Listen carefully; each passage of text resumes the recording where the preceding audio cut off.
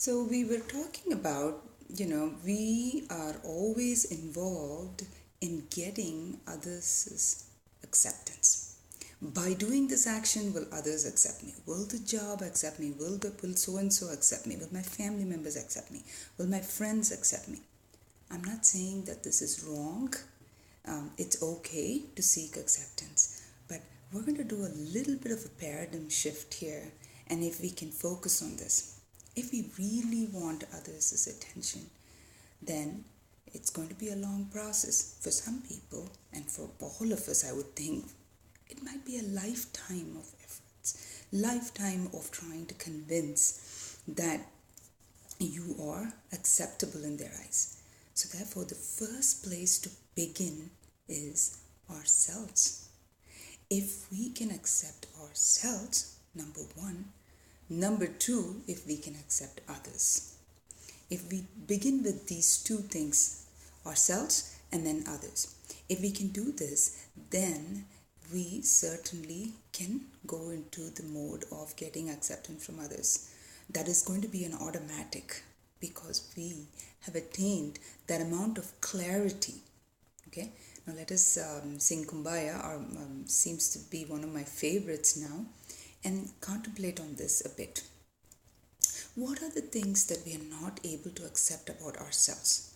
For instance, we are like very intimidated by our weaknesses, the amount of threats that we have in our surroundings or in our situations, which our own personality can be a threat to us. If we are a fault-finding person, we are a very angry person, then we keep focusing on our weaknesses and our threats, but we do not focus on our strengths. If we focus on our strengths, that is when we can see opportunities. The whole strength, weakness, opportunities, threats.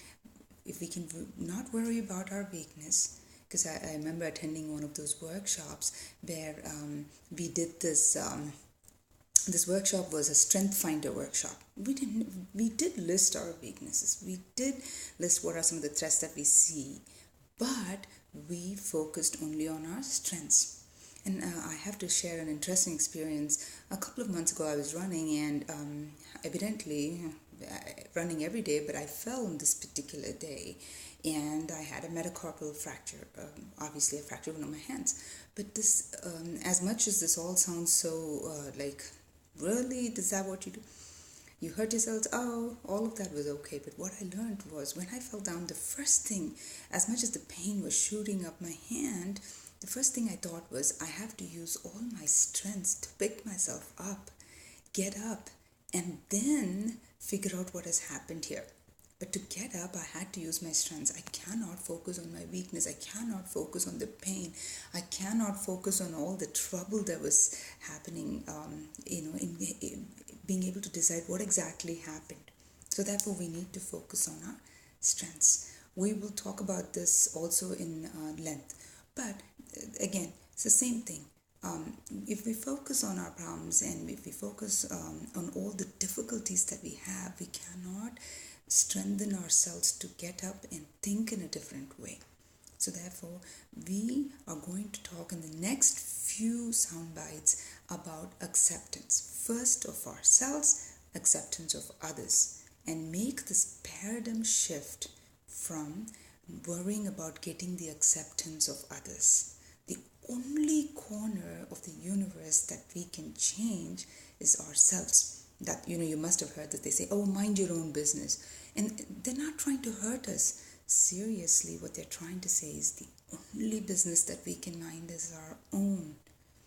And if others deem fit that for us to manage any of theirs, only if they say so, can we manage others. And then talking about an organization, the first place is ourselves. And that is why we kept our first topic as managing ourselves, or rather providing leadership to our own self.